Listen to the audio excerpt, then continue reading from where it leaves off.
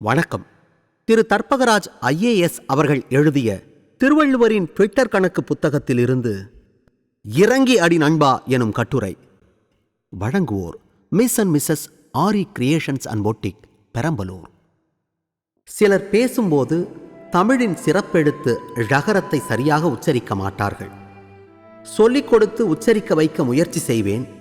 அவர்களும் கொஞ்ச நேரம் முயற்சி செய்துவிட்டு கடைசியாக ஒன்று சொல்வார்கள். வரல சார், எதுக்கு ரிஸ்க்கு, விடுங்க. தாய்மொழியில் உள்ள ஒரு சில எழுத்தை உச்சரிப்பதே சிலருக்கு ரிஸ்க் என தோன்றுகிறது. ஒரு உண்மையை நாம் தெரிந்து கொள்ள வேண்டும். மனித இனம் தோன்றி வளர்ந்ததே ரிஸ்க் எடுத்ததால்தான். லட்சக்கணக்கான ஆண்டுகளுக்கு முன் மனித இனம் ஹோமோசேப்பியன்ஸ்களாக இருந்த காலத்தில் மிகப்பெரிய பயணத்தை மேற்கொண்டது. அப்பயணம் ஊர் விட்டு ஊர் அல்ல, நாடு விட்டு நாடு கூட அல்ல, கண்டம் விட்டு கண்டம். ஆப்பிரிக்காவில் தொடங்கி உலகின் அனைத்து பகுதிகளுக்கும் ஆயிரக்கணக்கான ஆண்டுகள் தொடர்ந்த பயணம்.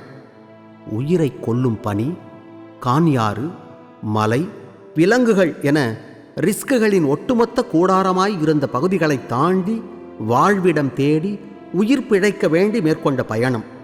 பயணத்தின் தொடக்கம் முதல் இறுதி வரை ரிஸ்க் மட்டுமே.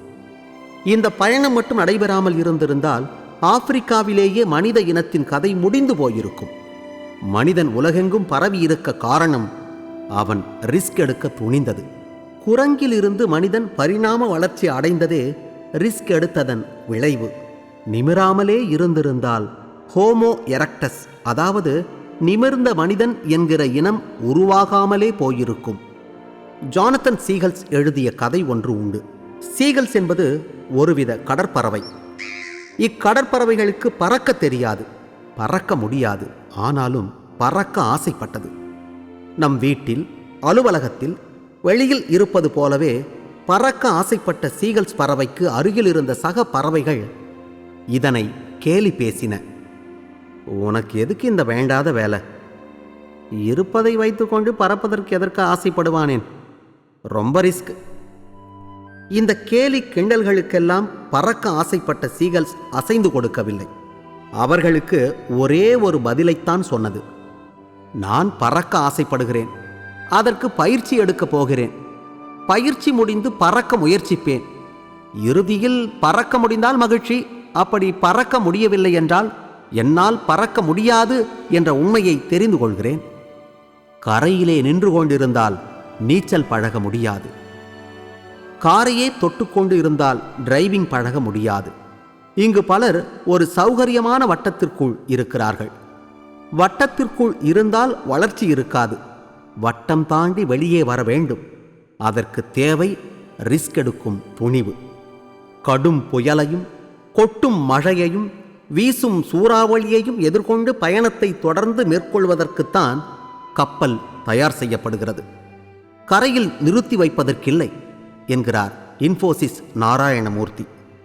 MS Dhoni untold story. இந்த திரைப்படத்தில் ஒரு காட்சி. தோனி தொடக்க வாழ்க்கையில் ரயில்வே துறையில் டிக்கெட் பரிசோதகராக பணிபுரிந்து கொண்டிருப்பார். அந்த பணியில் இருக்கும்போதே கிரிக்கெட் பயிற்சியில் ஈடுபட்டு கொண்டும் போட்டியில் கலந்து கொண்டும் இருப்பார். அவருக்கு கிரிக்கெட்டில் முழுமையாக ஈடுபட ஆசை. ஆனால் அந்த பணி அதற்கு ஒத்துழைக்கவில்லை. தந்தையின் விருப்பத்திற்கு பணியில் சேர்ந்து தன் விருப்பம் நிறைவேறாமல் போகிறதே என்று நினைத்து ஒரு நாள் வேலையை விட்டுவிட்டு வீட்டிற்கு வந்து விடுகிறார். அவரின் தந்தைக்கோ அதில் வருத்தம். அதற்கு தோனி தரும் பதில், அப்பா, வேலை பாதுகாப்பு என்கிற ஒரு விஷயத்தை பற்றி மட்டுமே நான் யோசிச்சேன்னா அப்புறம் என் வாழ்க்கையில் ஒன்றுமே சாதிக்க முடியாது. என்னை நம்புங்க ப்ளீஸ். தோனி மட்டும் தனது வட்டத்தை விட்டு வெளியில் வராமல் இருந்திருந்தால் அவரின் வாழ்க்கை ஒரு சில ரயில் நிலையங்களுக்குள் அடங்கி போயிருக்கும். அந்த வட்டத்தை உடைத்தெறிந்தார். இன்று உலக வரைபடமே அவருக்கு சொந்தம். கோடான கோடி இளைஞர்களுக்கு லட்சிய சான்று கேப்டன் கூல். பங்குச்சந்தை வணிகம் ரிஸ்க் காரணியின் ஊற்றுக்கண் என்பர். அந்த பங்குச்சந்தை நடவடிக்கைகளில் உலகையே மூக்கில் விரல் வைக்க வைத்தவர் வாரன் பஃபட். ரிஸ்க் குறித்து இவர் தரும் குறிப்புகள்: ஒருபோதும் ஒற்றை வருவாயில் காலம் தள்ளாதீர். இரண்டாவது வருவாயிற்கு ஏற்பாடு செய்யுங்கள். உங்களுக்கு தேவையில்லாத பொருட்களை வாங்க செலவு செய்ய துணிந்தால் பிற்பாடு உங்களுக்கு தேவையான பொருட்களையே விற்க வேண்டி வரும். செலவு செய்தது போக மிச்சத்தை சேமிக்காதீர். சேமித்தது போக மிச்சத்தை செலவு செய்யுங்கள். ஆழம் தெரியாமல் 2 கால்களையும் ஒரே நேரத்தில் விடக்கூடாது. ஒரே கூடையில் எல்லா முட்டைகளையும் போட்டு வைக்காதீர். அதாவது பலதரப்பட்ட முதலீடுகள் தேவை என்று குறிப்பிடுகிறார். நேர்மை என்பது மதிப்புமிக்க ஒன்று. அதை அற்ப மனிதர்களிடம் எதிர்பார்க்காதீர். இலக்கை அடைய ரிஸ்க் வேண்டும். இலக்கு என்பதே வெற்றி அல்ல. வெற்றி என்பது இலக்கை நோக்கிய தொடர் பயணம். பயணம் தொடர ரிஸ்க் தேவை. இதனை கால்குலேட்டிவ் ரிஸ்க் என்கின்றனர் மேலாண்மை நிபுணர்கள். ஒரு நடுத்தர தம்பதியினருக்கு வீடு கட்ட ஆசை. அவர்கள் இருப்பது வாடகை வீடு. நிறைய கண்டிஷன்கள். மகிழ்ச்சியான வாழ்க்கை இல்லை. அவர்கள் ஒரு கால்குலேட்டிவ் ரிஸ்க் எடுக்க வேண்டும்.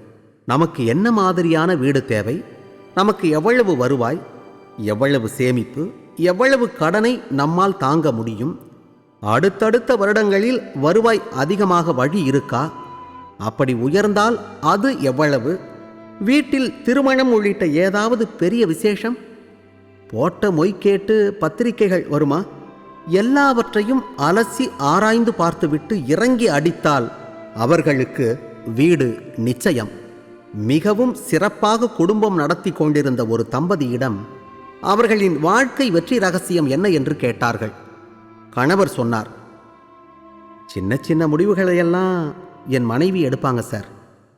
எந்த ஸ்கூலில் பிள்ளைகளை படிக்க வைப்பது, வீடு எங்கே வாங்கலாம், உறவினர் வீட்டு நிகழ்ச்சிகளுக்கு போவதா இல்லை வேண்டாமா போன்ற சின்ன விஷயங்களில் முடிவெடுக்க என் மனைவியை அனுமதித்து விடுவேன். நான் ரிஸ்க் எடுக்கிறதில்ல. நீங்கள் என்னென்ன முடிவெடுப்பீங்க சார்? நான் பெரிய பிரச்சனைகளில் மட்டும் கவனம் செலுத்துவேன் சார். இந்தியாவின் வெளியுறவு பிரச்சனை, அமெரிக்க ரஷ்யா பிரச்சனை, பாலஸ்தீன இஸ்ரேல் பிரச்சனை போன்ற விஷயங்களை மட்டும் நான் கவனிப்பேன். அதனால தான் நாங்கள் மகிழ்ச்சியாக இருக்கோம். நீங்கள் கேட்டது திரு தர்பகராஜ் ஐஏஎஸ் அவர்கள் எழுதிய திருவள்ளுவரின் ட்விட்டர் கணக்கு புத்தகத்தில் இருந்து இறங்கி அடி நண்பா எனும் கட்டுரை. வழங்கியோர் miss and Mrs Aari creations and boutique, Perambalur.